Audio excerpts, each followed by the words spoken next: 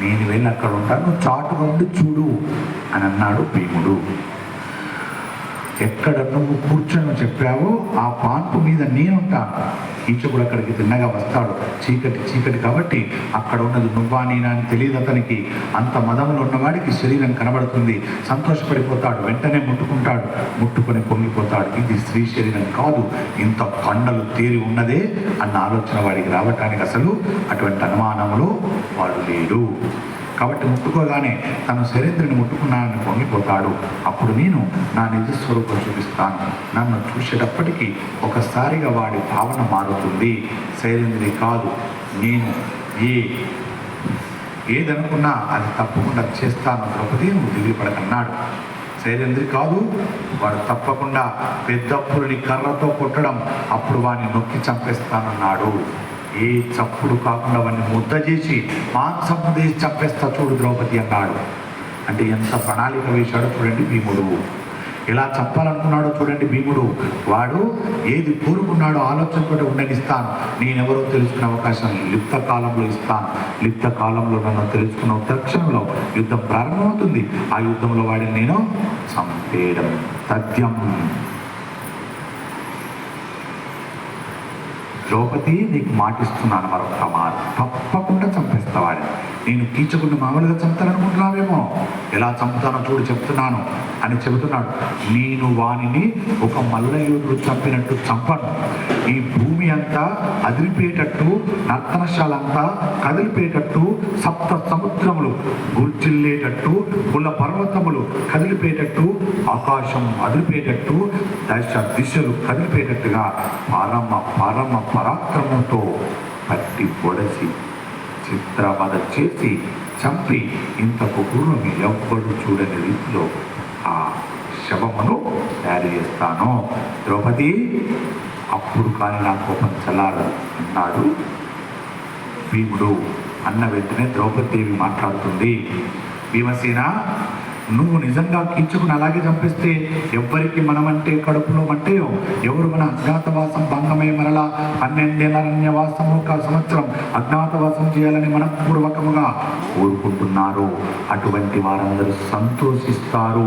ధర్మరాజు గారు సిగ్గుతో తల వంచుకొని చివరకు వచ్చిన తర్వాత మీరు ఇంత పని చేశారా అని అంటుంటాడు. లోకంలో ఉన్న ప్రజలందరూ అలా మాట్లాడుకుంటారు. భీముడిని రెచ్చగొట్టి ఇంత పని చేసిందట అని చెప్పుకుంటారు. ద్రౌపది మాత ఇంత నీచమైన పని చేసిందని చెప్పుకుంటారు. అలా చెప్పకుండా నేను చూసుకుంటాను. ఒకవేళ నీ ఉద్దేశం అదైతే ఈ ప్రణాళికను మనం ఇప్పుడు ఇక్కడే విడిచిపెట్టేసి వేరొక మార్గాన్ని ఆలోచన చేద్దాం. నేను చెప్పిన ఆలోచన బాగలేదా ద్రౌపది అన్నాడు. ద్రౌపది మాత ఒప్పుకుంది. ఇప్పుడు ఇక ఆ మాట భీమసేనుడు బాగా జ్ఞాపకంలో ఉంటుంది. అంటే ఇక్కడ అంటారు, ఇప్పుడు కార్యమునంతటికి ద్రౌపదీదేవి నడిపిస్తుంది. ఎలా? కార్యేషు దాసి కరుణేషు మంత్రి. ఆలోచన చేయడం కూడా భర్తకు అవసరం ఉన్న చోట చేయాలి. మంత్రిలా సలహాలు ఇవ్వాలి భార్య. ఆయన కూడా ఆవిడ మాట వినడం అనే దాంపత్య ధర్మం చెబుతుంది. వారి మాట వినాలి. ఆమె ఎంత ఆర్తితో ఎంత తెలివైన మాట చెప్తున్నదో గమనించి, అవును నువ్వు చెప్పింది నిజమే, యథార్థం, తప్పకుండా ఈ విషయంలో నేను దృష్టిలో పడగొడతాను అని చెప్పి ఉండాలి అన్నటువంటి మాట పదే చెబుతున్నాడు. నువ్వు చెప్పింది యథార్థం, తప్పకుండా ఈ విషయం నేను దృష్టిలో పెట్టుకుంటాను. ఎక్కడ భార్య మాటకు విలువ ఇవ్వాలో అక్కడైనా భార్య మాటకు విలువ ఇవ్వాలి. నిన్న చెప్పారు, భర్తలకు భార్య ఎలా ఇవ్వాలో చెప్పారు, భార్య భర్తకు ఎలా విలువ ఇవ్వాలో గౌరవించాలో చెప్పారు. అదే భర్త భార్యను ఎలా గౌరవించాలో చెప్పారు.